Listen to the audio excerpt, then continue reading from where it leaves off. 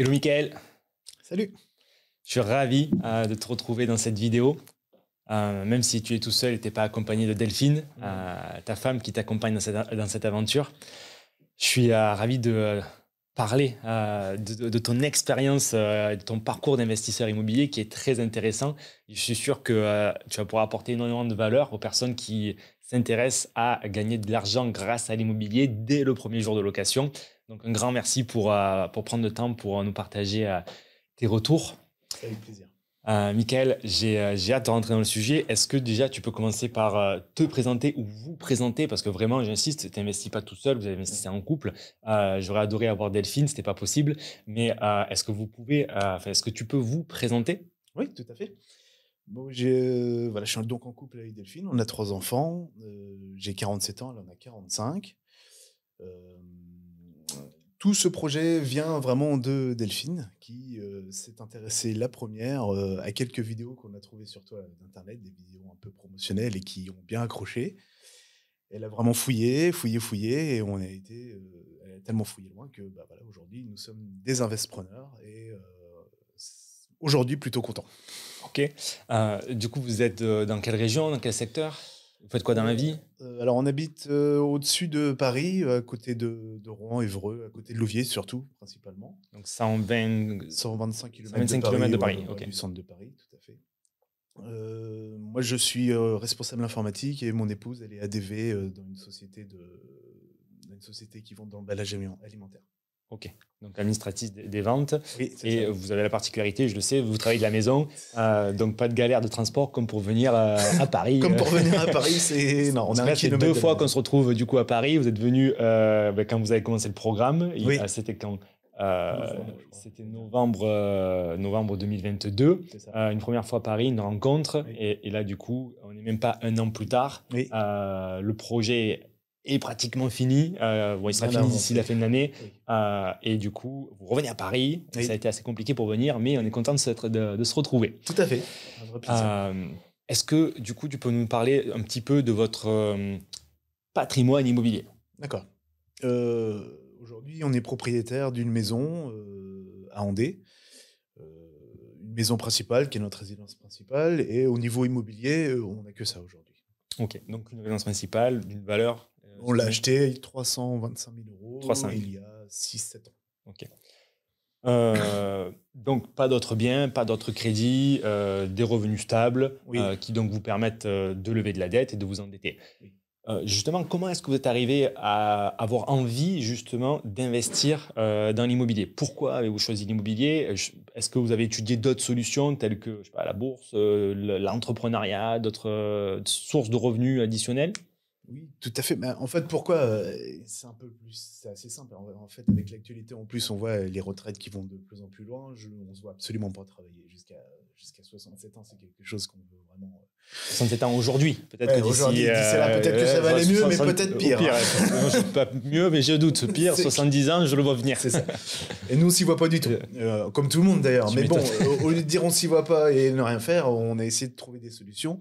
Et les premières solutions qu'on a trouvées, on s'est tourné vers la bourse. Delphine, qui a une grosse capacité de recherche, je trouve que c'est vraiment un de ses atouts. Au bout d'un moment, on s'est dit, bah, voilà, il faut qu'on arrive à lever des fonds, il faut qu'on arrive à avoir des rentrées supplémentaires, et elle s'est penchée plutôt sur la bourse, en fait. Elle a réussi à utiliser son CPF pour faire une formation pour essayer de trouver de l'argent par ce biais. Ça a plutôt pas mal marché, mais c'était très, très chronophage. Okay. Vraiment très chronophage en termes de... voilà, pour comprendre, il faut vraiment tout le temps se reformer, il faut toujours suivre des fils d'actualité énormément, etc. Et tout, ça lui prenait pas mal de temps, même si c'était pas mal rentable. Et au bout d'un moment, effectivement, en suivant ces fils d'activité, tout forcément, tu sais, quand tu vas sur les réseaux sociaux, par exemple sur Facebook, dès que tu fais un peu de trading, toutes tes publicités, c'est du trading. Et dans les tradings, c'est aussi la rentabilité, parce que les mecs qui te vendent des formations de trading, il y a beaucoup de, on va dire, d'arnaques et beaucoup de mecs qui viennent te chercher comme ça. Et ils vendent de la rentabilité. Et en vendant de la rentabilité, on a vu Julien Malago arriver avec de la rentabilité. Et c'est pour ça qu'on est arrivé sur l'immobilier. Sinon, vous n'aviez pas connaissance d'investir dans l'immobilier Non, pas plus que ça, parce que l'immobilier, effectivement, qu'est-ce qu'on en entendait parler ce que j'avais dans l'idée, quoi. J'ai l'impression, ce qui est dans l'inconscient collectif, c'est l'immobilier. Tu achètes de l'immobilier, Si tu es flat, si tu es à zéro à la fin de ton opération tous les mois, tu as fait une super opération. Et dans 20 ans, ça fera peut-être quelque chose. Mais aujourd'hui, j'ai 47 ans. Dans 20 ans, on y arrive aux fameux 67 ans.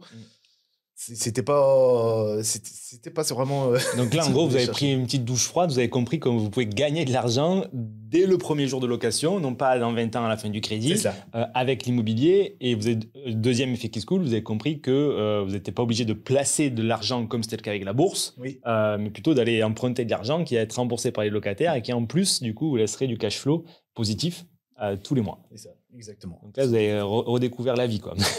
Effectivement, ça nous a bien changé la vie. Ça, c'est clair.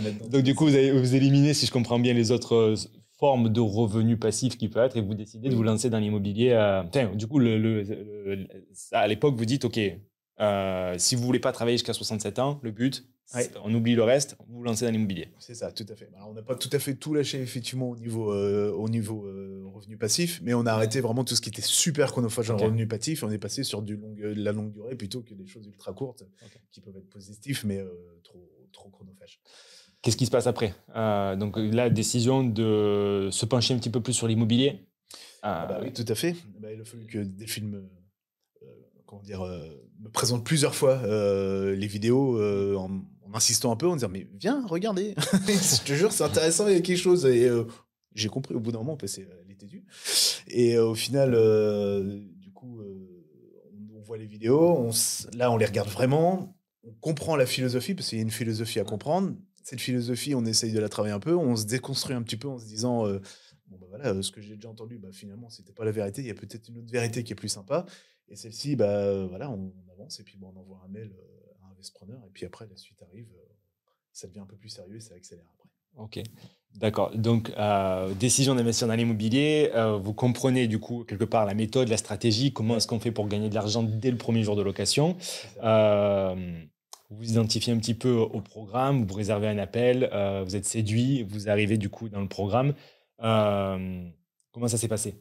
Ça se passe plutôt bien. Alors, il faut vraiment se remettre en cause, en fait. C'est ça le truc, c'est qu'il faut sortir. Il faut bouger, il faut sortir de sa zone de confort. Il faut aller chercher le... C'est-à-dire que tu sais qu'il va se passer quelque chose, donc du coup, tu as cet appel, et tu sens qu'à la fin de cet appel, tu as mis le doigt dans l'engrenage. Et, soit tu mets le doigt, soit tu le mets pas. Mais si tu le mets le doigt, c'est le moment. Et, il va y avoir quelques mois où ça va bouger un petit peu, mais quelques mois, peut-être une année, un petit peu plus. Mais il faut être prêt. Mais de toute façon, nous, on était déjà prêts, on cherchait quelque chose comme ça. Et c'est en plus super excitant. Franchement, ça met du piment, ça change le commun de tous les jours. Voilà, c'est comme quand tu déménages ou quand tu changes de boulot, il y a quelque chose qui change. Et, un petit peu d'adrénaline et d'émotion, et même en couple, parce que du coup, vous avez vécu cette aventure en couple. Oui, carrément. Et ça vous a éloigné, rapproché? Rapproché, mais je suis déjà très proche de ma femme. C'est ça le truc. Non, mais ça nous a rapprochés. Mais il faut avoir effectivement un petit peu de chance. Moi, sur ce coup-là, j'ai vraiment de la chance. On est vraiment en phase avec Delphine. Et du coup, des projets comme ça, mais on est dedans, mais vraiment alignés. Vraiment alignés dedans. Et du coup, on a chacun nos compétences. Delphine a des compétences administratives, de recherche, et elle lâche rien. Moi, j'ai des compétences beaucoup plus techniques et beaucoup plus projet global, en fait, tu vois, de gestion de projet de A à Z, et vraiment de visualisation globale. Et du coup, avec ça, on est super complémentaires. Excellent. C'est de la chance, mais on est vraiment complémentaires et on s'éclate. Ok, donc maintenant on se lance. Est-ce qu'il y avait des craintes au départ? Il y a des craintes, il y en a 20 000. En gros, ce projet-là, sans investpreneur, je le fais pas, en fait. Parce que quand on le fait pas, c'est compliqué, parce que un truc comme ça, tu dis, je vais prendre un bien, je vais le séparer en plusieurs. Comment on fait administrativement? Comment ça se passe? Comment on requalifie? Il y a plein de choses où on saurait le faire. C'est sûr et certain, on va le faire, mais en se plantant, on va perdre beaucoup de temps. Une question, ça va être compliqué. Si on a une question fiscale, comment faire pour la résoudre? C'est tellement compliqué, ces choses-là. Une question technique, tout ça, c'est compliqué. Donc ça, c'est vraiment des craintes. Et le fait de devenir un investisseur, d'y aller, alors au début c'est compliqué, parce que tu dis, qu'est-ce que je fais? Je fais une bêtise, je le fais pas, comment ça va se passer? Et très rapidement, dès les premiers rendez-vous, tu comprends que quand tu as besoin d'un spécialiste, tu as le spécialiste qui va en face. Ça te permet d'y aller, tout simplement, parce que sinon tu le fais jamais. C'est quelque chose que, personnellement, c'est quelque chose que je me serais jamais lancé. Et je pense qu'on ne peut pas se lancer sans avoir toutes les données autour, c'est vraiment compliqué. Oui, quelqu'un qui va être relativement rationnel, va avoir besoin d'avoir des réponses à ses craintes pour se sentir en confiance et y aller, ce qui est totalement humain. Et à partir du moment où on a compris qu'on avait les solutions à ces craintes, la voie est ouverte et tracée.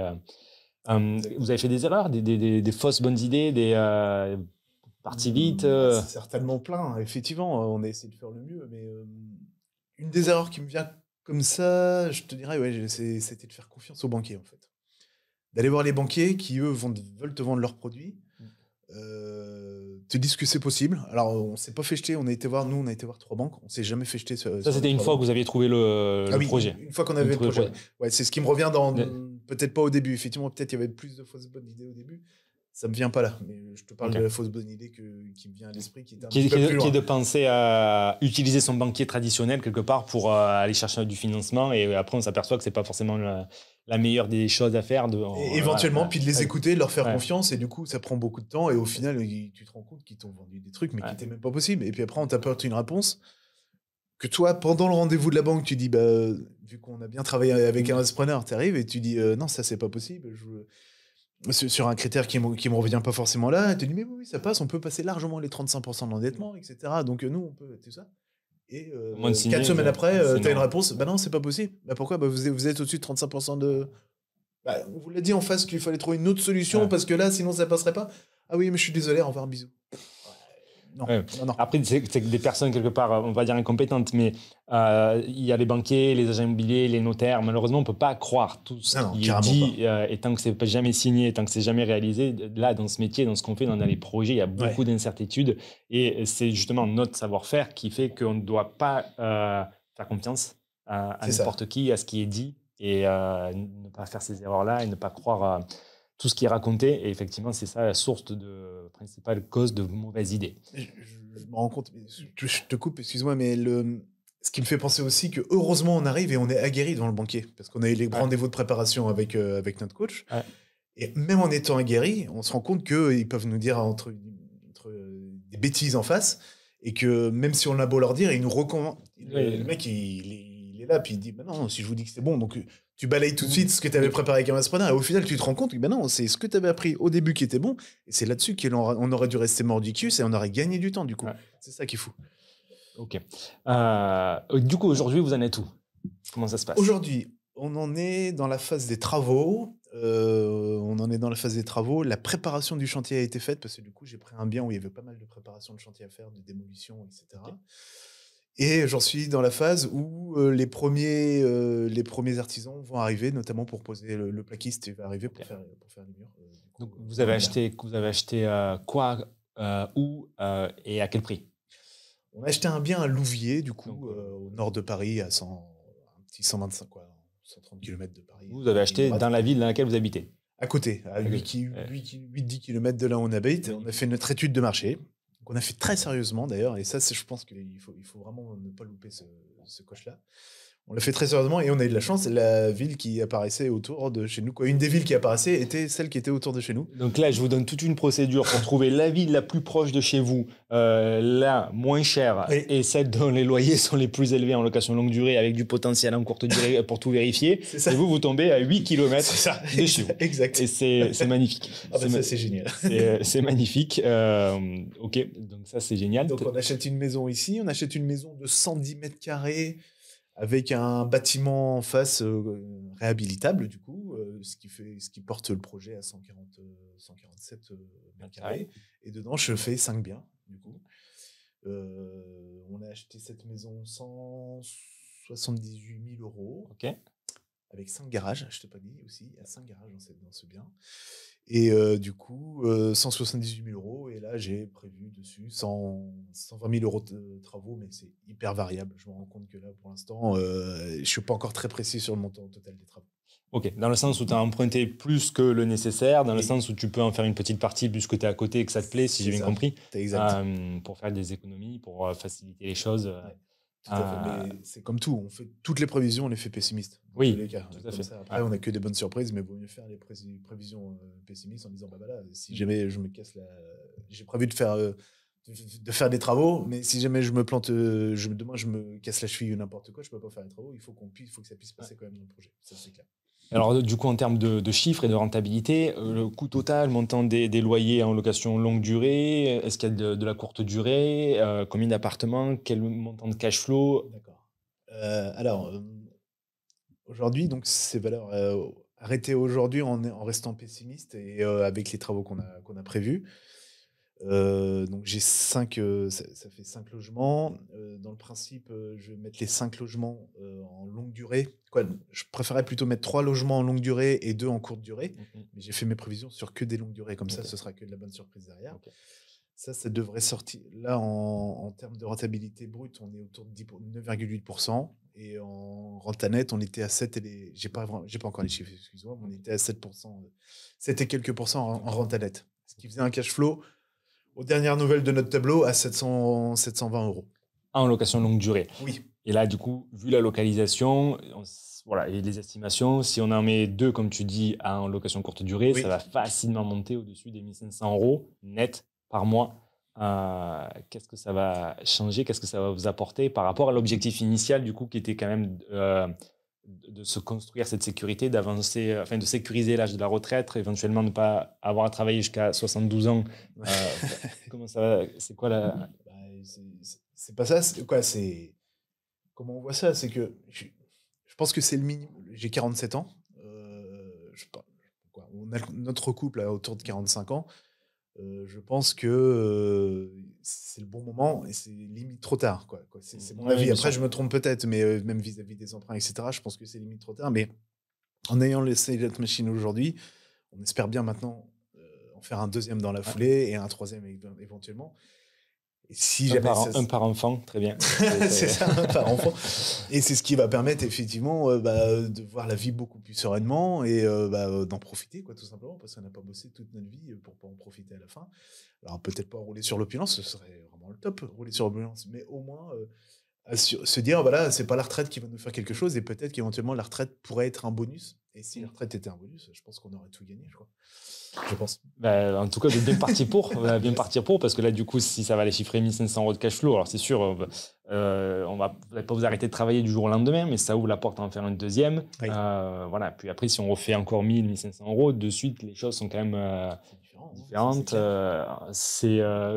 allez le garder pendant une longue période, à l'inverse de la bourse, etc. Une fois que vous avez fait le travail, du coup, ça reste chez vous. Et comme on l'a dit, c'est aussi plus tard pour les enfants.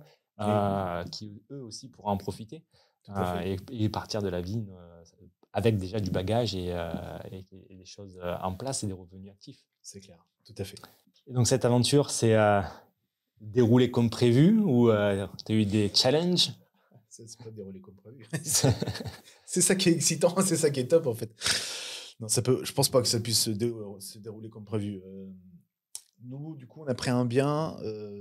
Alors, parce qu'il était à côté de chez nous aussi, je pense qu'on a pris un bien avec des travaux et pas mal de travaux, mais du coup, ça m'a permis de pouvoir aller me rendre compte que là où j'habite, cette maison qu'on a achetée à Louviers, la case qui gère les permis de construire ont un service de délivrance des permis de construire horrible.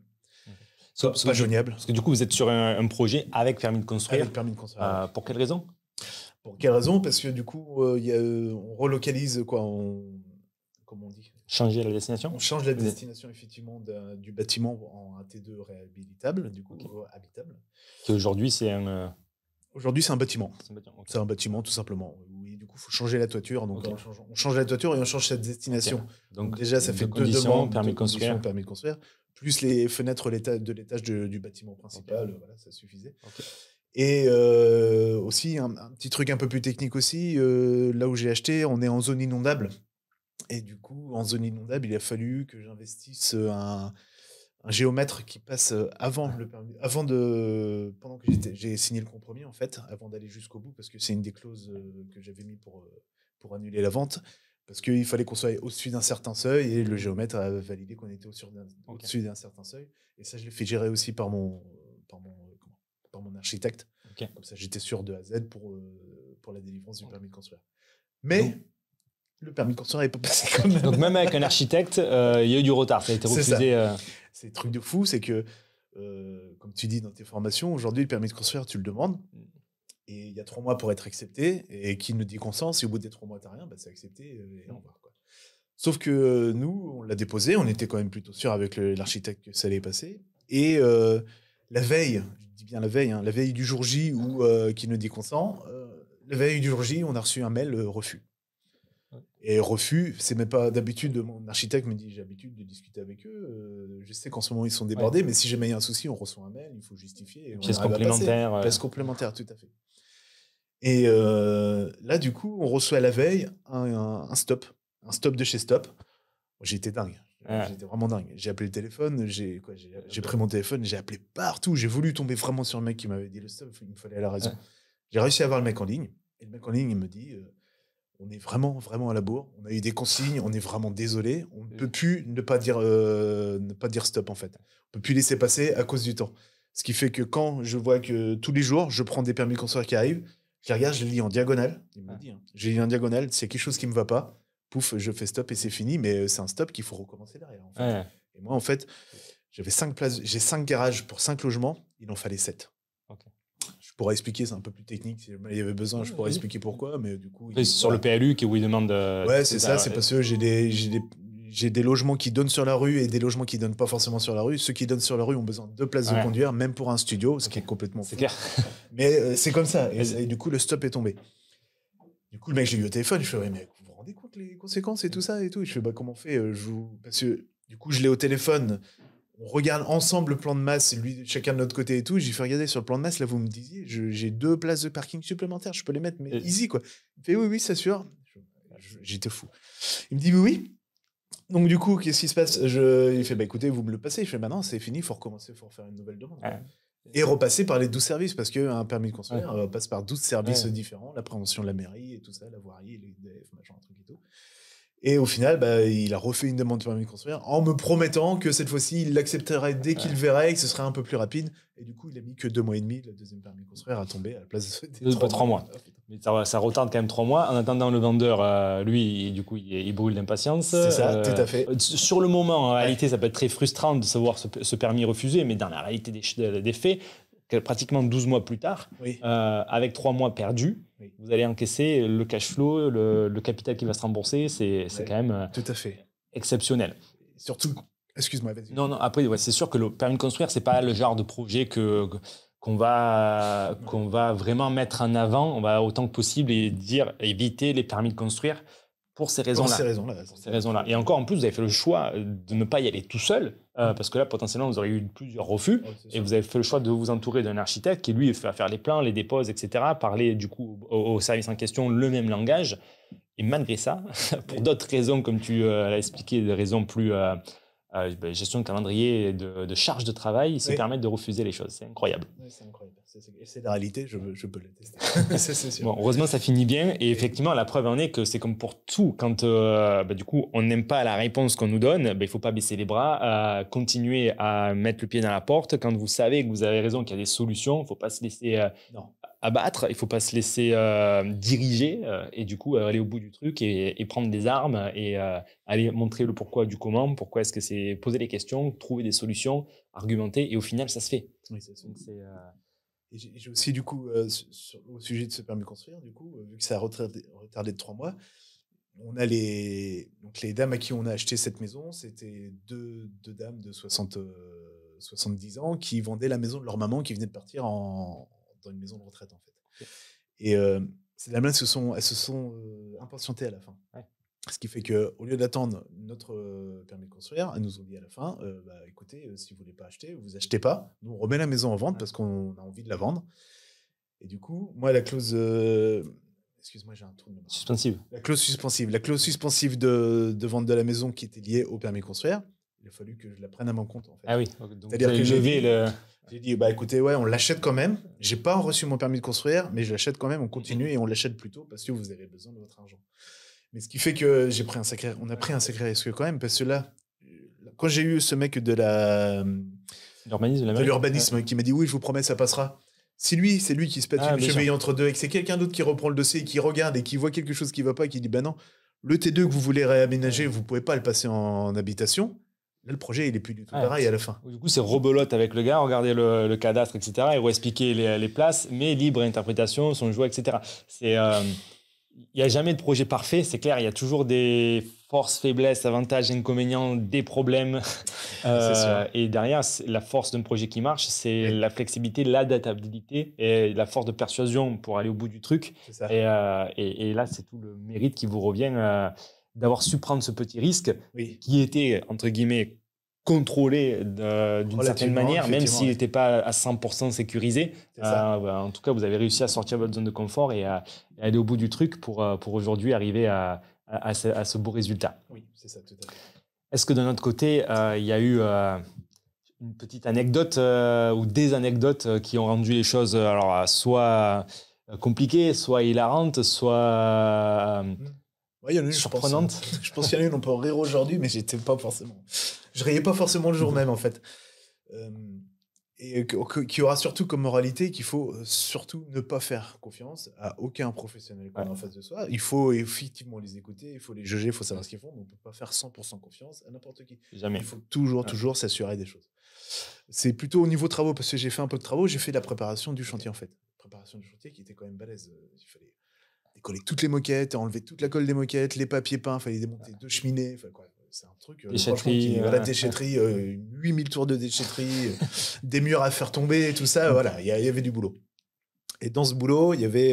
Après, ça, tu l'as fait aussi, je te coupe, mais par choix, quelque part par plaisir, ce que tu me disais tout à l'heure, à côté de chez toi, mettre un peu la main à la pâte, réduire le coût du travaux, plus de cash flow. Voilà, c'est ça, ça va dans le bon sens. Et j'ai passé 3 semaines de vacances à faire ça, effectivement. J'ai sacrifié mes vacances cette année pour aller là-bas, mais bon. Un investissement qui rapportera pour les prochaines vacances. C'est ça, exactement. Il faut savoir un petit peu investir. Pendant de longues années. Voilà, c'est ça. Donc, mon anecdote, elle était surtout au niveau d'un bricolage que j'avais. J'ai un plaquiste qui vient, du coup, pour me faire un devis et qui me dit, donc, sur ce fameux bâtiment que je vais réhabiliter, il n'est pas isolé du tout, donc on va l'isoler. Et il me dit, là, on va mettre des plaques de placo, on rajoute 12 cm d'isolation, 10 cm ici, etc. Et au niveau du sol, il me dit le placo arrivant au sol et à ras, il faut enlever les plaintes. Si vous voulez, je le devis. Je fais non, pas de souci. J'ai fait les 3 semaines de travaux avec mon loulou, Robin, qui a 14 ans. Il m'a aidé super bien. On a vraiment bossé pendant 3 semaines, mais on a passé des bons moments. En plus, franchement, c'était top. Même pour lui, c'est excellent en termes d'éducation financière, en termes d'éducation du travail, ces valeurs-là et tout. Parce que souvent, ça peut être des métiers un peu, quelque part, malheureusement, dénigrés dans notre société. En réalité, ces gens-là, ils ont de l'or dans les mains.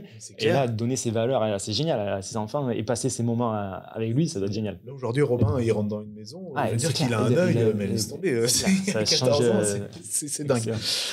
Et du coup, j'ai dit, Robin, il va s'en occuper, il aime bien ça, enlever les plaintes. C'est vrai qu'il l'avait déjà fait. C'est un truc, il y a des travaux qu'il aime moins faire, mais celui-ci, enlever les plaintes, il aime bien. Donc, je lui dis, laisse tomber, il va enlever les plaintes. Donc, le matin même, c'était un rendez-vous que j'avais la veille. Le lendemain matin, Robin, au premier chantier, il enlève ses plaintes. Tac, tac, tac, tac, super. Et l'après-midi, je devais y retourner parce qu'il y avait un tuyau d'eau qui gênait. Et vu qu'il avait enlevé les plaintes, il fallait aussi enlever le tuyau d'eau qui sortait parce que celui-ci, c'était pas mon arrivée principale d'eau, ce serait une autre arrivée. Donc, il fallait que je le bouche et que je le coupe. Entre-temps, un petit détail qui a quand même son importance. Donc, Robin travaille le matin et le midi, une des 2 filles qui a vendu la maison vient pour récupérer le courrier de sa maman. Et je lui dis, écoutez, ce qu'il faudrait faire, moi j'ai repris donc du coup le compteur électrique et le compteur à eau à mon nom. Par contre, le compteur à gaz, parce qu'il y avait un chauffage à gaz de ville, j'ai fait le compteur à gaz, moi je peux pas le fermer pour vous, vu que je le reprends pas, je vais mettre des chauffages électriques comme on voit dans la méthode. Le chauffage à gaz, je vais pas le reprendre, donc du coup il faudrait que vous fermiez le compteur, parce que je peux pas le faire pour vous. Super, merci de me le dire, parce que vu qu'il gère pas les comptes, ça aurait pu durer encore pendant des années, et elle était plutôt contente. Et en me parlant de ça, elle me fait, oui, le gaz de ville, et pourtant ça chauffait bien dans la maison, c'est dommage que vous mettiez l'électricité. Je ne vous inquiétez pas, ça, un bon conseil. Et elle me dit, surtout que papa, son père, avait prévu de mettre du chauffage aussi au gaz dans le bâtiment. Je fais chauffage au gaz dans le bâtiment, elle fait, oui, il y a le tuyau. Il y a le tuyau. Elle fait, regardez, elle m'emmène, et elle me fait voir un tuyau, le fameux tuyau d'eau que je devais couper le matin, qui en fait n'était pas un tuyau d'eau, était un tuyau de gaz, replié au bout comme ils savaient faire les anciens, soudé. Et le tuyau de gaz, j'ai la photo que je pourrais te filer. Le tuyau de gaz était apparent comme ça et j'étais persuadé que c'était un tuyau d'eau. Mais qu'est-ce qui fait que tu sais que c'était un tuyau de gaz ou pas? T'as des gens qui t'aident pour ça, c'est des techniciens, on est bien d'accord. Et le diagnostic gaz ne disait absolument pas que c'était un tuyau de gaz. Ça. C'est clair. Ce qui fait que si la dame... C'était dramatique. Si la dame ne passait pas le midi pour dire que c'était un tuyau de gaz, j'aurais coupé mon eau, général, et l'après-midi, j'aurais été coupé mon tuyau d'eau. Oui, tu aurais été donc j'aurais pris ma meuleuse et j'aurais meulé le tuyau de gaz avec les étincelles. La fin, je la connais pas. Mais je te laisse imaginer. Aujourd'hui, j'en rigole. Le jour même, je suis rentré le soir, j'étais blanc. Ouais. J'étais pas content. C'est clair. En fait, faut jamais faire confiance.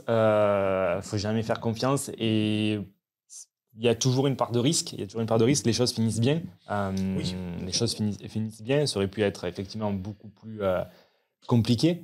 Mais c'est une leçon à tenir, tu vois. Le banquier te dit des choses, c'est pas tout à fait vrai. Le diagnostiqueur dit des choses, c'est pas tout à fait vrai. Il faut avoir son œil. Voilà, c'est tout un sujet, les diagnostics énergétiques aujourd'hui, avec les réformes qui font que changer. Entre deux diagnostiqueurs, on sait très bien qu'on n'aura pas les mêmes notes, même s'ils suivent les mêmes critères. Oui, bien sûr. qu'en fonction de l'expérience d'un ou le temps que l'autre va prendre sur place, ses compétences, malheureusement, c'est pas une science parfaite. Non, tout à fait. Et l'erreur est totalement humaine et aurait pu être dramatique. Mais les erreurs humaines, dès qu'il y a une intervention humaine, c'est source d'erreurs possibles. Bien sûr, c'est clair. C'était un code informatique, effectivement, il n'y a pas d'erreur possible. C'est plus, moins... c'est oui ou non. C'est clair. Là, effectivement, l'interprétation humaine, c'est le meilleur moyen pour avoir quelque part des mauvaises surprises. Ça, c'est clair. Bon, après, on ne rencontre pas que des mauvais, on rencontre aussi des bons, mais c'est comme tout partout. Dans tous les corps de métier, il y a des bons, il y a des mauvais, et on va forcément rencontrer des mauvais, donc il faut bien être alerte là-dessus, ne pas faire totalement confiance, arriver à déceler si on a des bons ou des mauvais en face, effectivement, mais de temps en temps, il y en a qui sont moins bons que les autres, et c'est ça qu'il ne faut pas se laisser avoir. Et surtout, pas être pressé et bien réfléchir, bien analyser les trucs pour chaque décision, pour le contre, bien comprendre ce qu'on est en train de faire. D'un autre côté, est-ce que tu as encore un souvenir à partager qui pourrait être, pour le coup, ton meilleur souvenir et pas l'anecdote le plus dramatique de l'investissement, mais ton meilleur souvenir de cette aventure? Oui. Oui, tout à fait. Le meilleur souvenir, il y a eu quand même beaucoup de super souvenirs, effectivement, mais le meilleur, celui que je mettrais en haut, c'est avec Delphine quand on a fait les fausses annonces. Ça, c'est top, parce que les fausses annonces, c'est quelque chose dans la formation qu'on voit que ça existe, qu'il faut le faire, et c'est quelque chose où, c'est pareil, il faut se déconstruire un petit peu. On ne se sent pas trop légitime de le faire, quoi. Je parle de mon cas, après, il y en a, voilà, mais je vois bien aussi sur les forums que ça gêne plutôt pas mal de personnes de faire les fausses annonces, parce qu'on ne se sent pas forcément légitime. On ne sait pas trop comment faire. Faut faire ça sur le bon coin. C'est pas de l'arnaque, parce qu'au final, c'est pas de l'arnaque, mais on n'est pas à l'aise. Et du coup, je sais que on a fait notre étude de marché. Une fois qu'on a fait notre étude de marché pour vérifier donc du coup notre ville, comme on voit, il faut faire les fausses annonces. Et je savais bien que c'est moi qui allais m'en charger. C'est plus mon métier étant dans l'informatique, celui de Delphine. Du coup, quand c'est arrivé, je savais bien que 2-3 semaines à l'avance, j'allais arriver à faire ces fausses annonces parce que ça se profilait. Et j'avais pas envie de le faire. Et je crois que ça, je l'ai un petit peu repoussé pendant une bonne semaine et demie, 2 semaines. Je l'ai repoussé alors qu'on aurait gagné un petit peu plus de temps si j'avais été un peu plus rapide. Et au final, quand je l'ai fait, ce qui me paraissait une peur ou là où j'étais pas à l'aise, ça s'est transformé vraiment le meilleur moment de l'investissement, ça a été celui-ci parce que déjà, on l'a fait et dès au moment où je l'ai mis en ligne, alors parce qu'on avait trouvé la bonne ville et que du coup, il y a le beau potentiel, dès qu'on l'a mis en ligne, on a eu des réponses. Et ces annonces que j'ai fait, du coup, parce que moi, je savais que j'allais faire des studios et un T2, j'ai fait une annonce pour un studio et une annonce pour un T2. Sur les deux, j'ai eu au minimum 3 réponses, voire 3 ou 4 demandes par jour. Et comme tu dis, j'ai eu des réponses, mais qualifiées, de chez qualifiées, quoi. Je sais même pas, parce que je vais destiner mes studios à des étudiants pour faire les alternances, en fait. Et au moment où on le faisait, on a commencé à faire au moment où on a fait ça, si tu veux, c'était au mois d'octobre, si je me trompe pas, donc juste après la rentrée des classes. Et là, j'ai eu des demandes désespérées. Je suis malheureux, je suis désolé pour eux, mais j'ai eu des demandes désespérées d'étudiants et de parents d'étudiants carrément qui, ma fille ne va pas pouvoir continuer. Et je recevais les dossiers complets carrément sur le Bon Coin. Je recevais en première réponse les bulletins de paye, les machins, les trucs et tout. Prenez-nous s'il vous plaît, c'est la dernière chance, sinon elle ne va pas pouvoir continuer et tout. Alors, c'est du malheur des gens un petit peu, mais je vous donnerai du bonheur plus tard quand mes studios seront disponibles. Mais ça nous a mis un smile et sûr. une patate. Ça, c'était vraiment un super souvenir. C'est là, vous savez que vous avez le produit que les gens attendent. Voilà, c'est ça. Et vous allez répondre à ce besoin-là d'ici quelques mois. C'est ça. En gros, vous savez déjà que c'est le jackpot parce que vous allez avoir l'appartement idéal que tout le monde recherche et que les gens vont se battre quelque part pour venir chez vous. Quoi. Mais tout à fait, c'est clair. Puis à la fin, ce qui est bien, c'est j'ai fait une réponse type. À chaque fois, je répondais en live. Les gens m'écrivaient, j'avais fait un copier-coller, je disais bonjour, j'ai bien reçu votre dossier, nous allons l'étudier, nous vous donnerons une réponse. Et à la fin, j'ai simplement donné une réponse négative à tout le monde au lieu d'en donner une positive à quelqu'un. Mais il faut rester quand même cordial et patient parce que tu sentais vraiment qu'au bout du fil, il y a quelqu'un qui a besoin de... C'est ça. Et du coup, là, vous répondez à un besoin que la société, quelque part, a et qui n'est pas desservi dans la ville en question. C'est ça, exactement, tout à fait. Donc, le plus beau souvenir, c'est de répondre à ce besoin ou c'est le fait d'avoir compris que là, vous avez une super affaire devant vous. c'est exactement ça, le répondre aux besoins. C'est bien, 2 secondes. C'est surtout se dire, moi... Oui, alors, on a fait tout ce chemin quand même depuis toute cette déconstruction et tout ce chemin depuis qu'on a commencé à voir les premières vidéos de Julien. On en est arrivé à ce point-là. Et là, c'est pas la consécration, parce qu'il y a encore beaucoup de boulot derrière, mais c'est le fait de dire, oui, effectivement, on s'est pas trompé, il y a bien quelque chose qui existe et qui est potentiellement, et pour nous, et on est dessus et on s'est pas planté. C'était génial. Je vous imagine bien à la maison tous les deux, parce que du coup, vous êtes en télétravail à la maison en disant il y a une demande en plus qui arrive, une demande en plus pour l'appartement. En plus, on a même compte Le Bon Coin sur notre téléphone. Les notifications. Encore un. Et ça, du coup, ça va vous le refaire quand vous allez être en location en longue durée, mais aussi en courte durée. Et là, c'est tous les jours. Tac, tac, 200 €, 300 €, 400 €, 500 €, 1000 € selon les durées qui vont arriver. Et, c'est fou. Et vous allez célébrer ça. J'espère bien. C'est super. Est-ce que, du coup, pour conclure cette vidéo, tu as une pépite à partager? Alors, la pépite, c'est la chose vraiment que tu as envie que les personnes qui regardent cette vidéo, qui ne sont pas encore lancées, qui soit sont en phase de recherche ou même dans les travaux, la chose, peu importe dans le process, mais la chose la plus importante pour toi, que tu retiens et que tu as envie de partager ou de conseiller, du coup, aux personnes qui vont voir cette vidéo et qui sont en phase de recherche ou en phase de réflexion? Il doit y en avoir certainement plusieurs, mais celle qui vient tout de suite à l'idée, je dirais, c'est les coachs, l'accompagnement, en fait.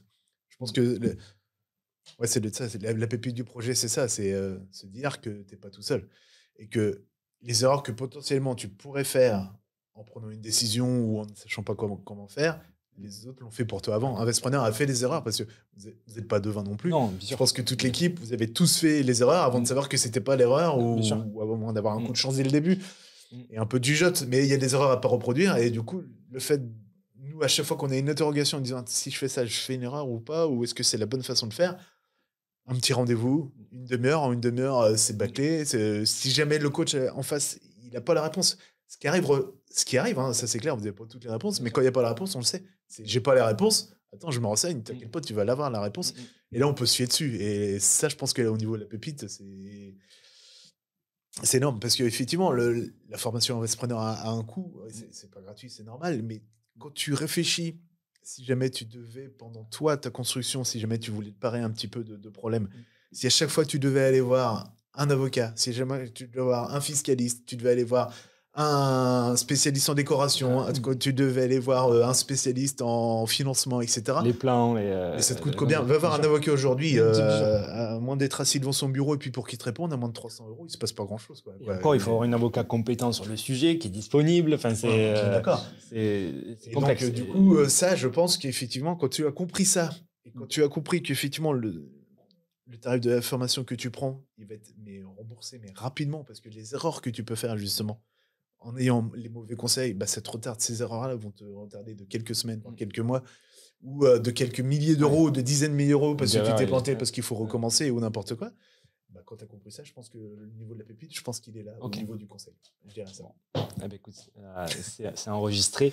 Mais c'est clair que moi, ce que je peux te dire aussi, c'est que on dit que la qualité coûte cher, mais il faut voir les choses différemment. Il faut surtout voir l'incompétence ou l'ignorance, le coût de l'incompétence ou le coût de l'ignorance qui, en réalité, fait perdre du temps, comme tu le dis, voire de l'argent. Et ça, c'est dramatique. parce que du coup, on n'a pas le cash flow, on n'a pas le capital, voire pire, il faut sortir de l'argent de sa poche pour pour résoudre ces problèmes-là. Ouais, tout à fait. Et pour finir, est-ce que tu as autre chose à partager une autre question que tu aurais aimé que je te pose, que je ne t'ai pas posée, qui pourrait intéresser les personnes par rapport à ton expérience là-dedans? Mmh, J'en parlais justement avec Delphine et on s'était dit assez récemment que quand tu vends la formation et que tu arrives vers nous, tu viens tester en premier, quoi, c'est ce qu'on a senti, c'est vraiment notre motivation en fait. Mm, Tu viens vraiment tester des entrepreneurs, quelqu'un qui est capable de prendre une décision rapidement, quelqu'un qui est capable de prendre une décision et qui va jusqu'au bout, mm. qui a la réflexion qui fait que ça a été réfléchi un petit peu avant, c'est mûri quoi en fait.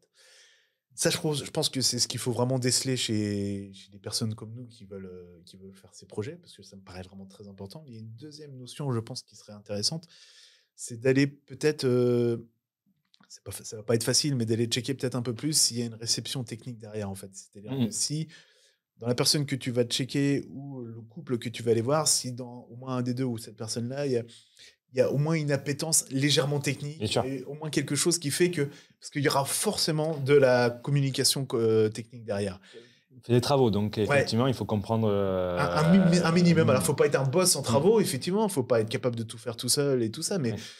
il faut quand même pouvoir communiquer et je pense que si jamais tu peux avoir une grosse motivation, mais si derrière tu es, alors entre guillemets, une bille, mais totale en Mm. tout ce qui est technique, je pense que ça va rajouter plein de difficultés sur ce Bien sûr. projet. Et je suis même pas sûr que ce soit vraiment viable derrière. Alors, c'est de mon point de vue. Toi, Mm. avec ton expérience et tout ce que tu as vu, tu dois certainement plus le savoir, mais je pense que ça va être un gros frein si jamais il n'y a pas ce bagage, Ouais. ce minimum de C'est-à-dire que, bagage. alors sur ton premier point, effectivement, on va tester la motivation pour la simple raison que on a X places par mois parce que c'est un accompagnement individuel avec des coachs et on n'a pas un nombre de coachs illimité et surtout on veut le résultat des membres. Bien sûr. Donc il faut que les coachs soient disponibles et donc c'est pour ça qu'il y a une sélection à l'entrée. Donc et les gens qui rentrent, on veut qu'ils sortent avec le projet au bout et pas qu'ils baissent les bras entre temps. Donc, on veut vraiment les sélectionner sur un projet réfléchi et parce que c'est pas acheter une baguette de pain. Et sur la partie technique, alors c'est sûr que dans la formation, on va montrer toute la partie technique, comment ça marche. Qu'est-ce qu'il faut mettre comme VMC, qu'est-ce qu'il faut mettre comme sol, comme cuisine, combien ça coûte, comment on prend l'artisan, comment fonctionne du coup le chauffe-eau, voilà. Mais c'est clair qu'une personne qui n'a jamais fait de travaux, qui n'est pas technique à la base, elle part d'un petit peu plus loin, c'est clair. Ouais, c'est sûr. Et effectivement, après, il faut, je pense, pour se lancer là-dedans, avoir conscience que on va parler travaux, parce que c'est en faisant les travaux que du coup on fait du cash. Donc les travaux sont inévitables. Et même si on n'y connaît rien, il faut avoir envie et envie de mettre alors pas les mains techniquement pour le faire, parce que du coup on délègue le truc, mais il faut comprendre le langage, il faut comprendre.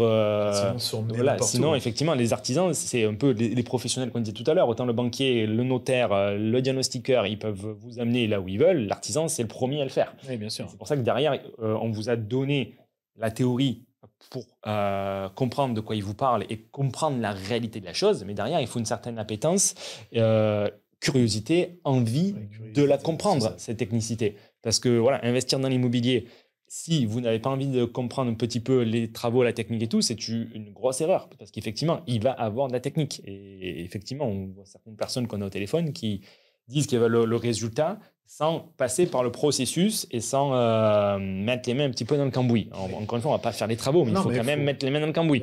Sinon, il vaut mieux prendre du clé en main, mais on n'aura pas du coup ce degré de rentabilité et de cash flow. Mais du coup, on n'aura rien à faire. D'accord. Merci, merci pour ton partage. Très intéressant, Mickaël. Je suis ravi et je te remercie beaucoup. Est-ce que tu as un mot de la fin ou... Le mot de la fin, bah, oui, tout simplement. Je dirais simplement merci parce qu'en fait, on se connaissait pas. Maintenant, ça fait 2 fois qu'on se voit et c'est vraiment très agréable de partager des moments avec toi. Merci d'avoir fait ce que tu fais parce que je me doute que c'est quand même une boîte et que tu fais tourner du business un peu derrière et tout, mais je sens surtout, principalement, une envie de partage. J'ai vraiment une envie d'aider les gens. Ouais. Je sens que c'est vraiment la motivation première et on le voit bien d'ailleurs sur les coachings communs, etc. C'est vraiment toujours bienveillant, toutes tes phrases sont bienveillantes et j'avoue que rien que pour ça, merci parce que c'est top en fait. Ah bah écoute, c'est un véritable plaisir et je te donne rendez-vous pour la 3e vidéo du coup sur place. Ah ouais? Du coup, on se fera ça avec grand plaisir.